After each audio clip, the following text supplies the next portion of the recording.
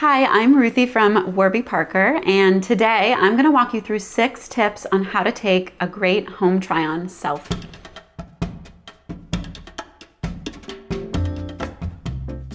Make sure to put the camera at least 3 feet away from you.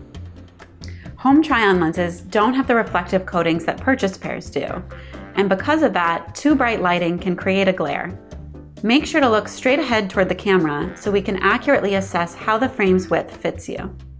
Like your mom always said, hair out of your face, please.